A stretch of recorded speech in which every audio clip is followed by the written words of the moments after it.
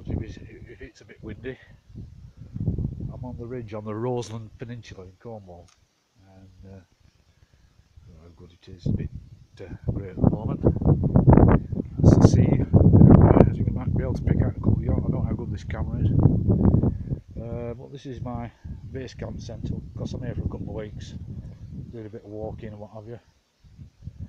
As you can see, it's the double poncho set up, strung on a ridge line, which you could use, which you know only too well. You could use that as a making to a basher for a hammock underneath. But talking bashers, I've got my old desert basher over the top, so I've got a bit of a front awning as well for cooking and sitting underneath, watching out to sea. That's the cooking setup, just a temporary one, because I'm with these people in this big tent, and we haven't set up a proper. We only got here yesterday. We haven't set up a proper windshield yet for cooking, so I just got my backpacking brolly out and made a temporary kitchen station and cooked breakfast this morning. And I'm just about to do some tea, some chilli and rice and a bit of salad and stuff. Yeah, sleeping bag in the back, poncho liner on the bed for a bit of extra insulation on the ground sheet. As you can see, the hoods work great with that's just the hook cord and a couple of little chain links to let it run on the ridge line. A couple of bungees to hold the flaps up, because if the rain comes in from there, it can wet the ground sheet a bit, so it just stops that. A couple of walking poles with the ridge line running through the handle where the strap is. I use the straps on the top of my rucksack for strapping waterproofs on or whatever. Obviously this is a desert basher, but I've tried to do a little effort to kind of a bit more usual camouflage, so for blending in. Handy fence post for the tensioner to bring that out. There's just a bit of, it's the tides coming in, it's a bit of sea mist, so there's a bit of a spume on the air, as it were. Yeah, there's the old homemade Stanley pot, which I use just for making the rope. If I'm doing something bigger, I use the gas burners. Obviously it's easier if you're in a situation, you know, when you're going to be for a while, you might as well take home more cons. They brought it down in the car, I'm not carrying it all, you know. So there's my backpack there, old hurricane lamp for lighting. Got all that down as well, a bit of paraffin. Warmed up the tent as well. Yeah, that's about it. I hope you can see that. Some use of bungees just to keep it reasonably tight. Doesn't matter if it moves about. Yeah, that's about it. Pretty good day from the Roseland Peninsula in Cornwall in the United Kingdom. Ciao for now.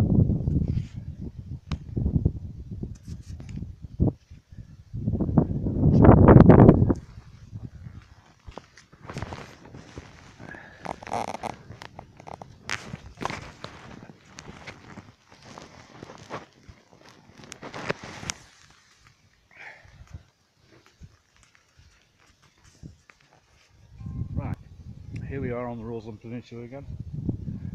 Bit better weather. Fields over there, or wheat fields. You see some yachts out in the harbour there, or in the sea rather, not harbour. Harbour's over there, Falmouth, where the red arrows will be displaying this evening. Slight change of setup because the weather came in, and so I put this more aerodynamic setup, which I think you've seen before. But it gave me the opportunity to try out this little job here, the piece of plastic tubing, and that works very well. Two walking poles either side, and that works very well. The poncho just goes underneath there and keeps the weather out, but you've got a bit of ventilation, which cuts down condensation. Just got a bit of porridge on the go there on my little burner. I've got the rucksack out and with the poncho on it because I'm going to spend the night down on the beach, just with the poncho as a tarp and a bivvy bag. So I'll be going there. We'll see another video shortly. The other thing is it's looking a bit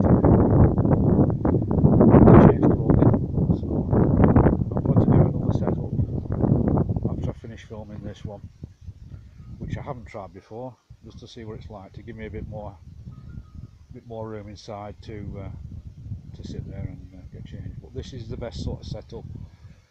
As you say, it's winds move around now, but the prevailing winds were coming in from this area, so it just skates over the top of the basher there.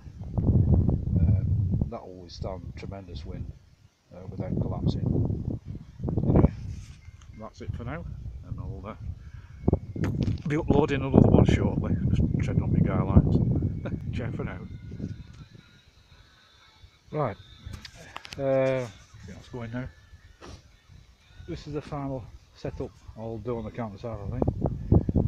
Just set up like this. The bash is long ways this way this time. Going with 2 closable flaps there if the weather really comes in, but I don't think it'll get that bad. Although there is a weather warning for tonight, so maybe heavy rain. Yeah, those are just 2 hinging, and I can get it hunkered down inside of there if it really got bad. Bit of ventilation from the hood.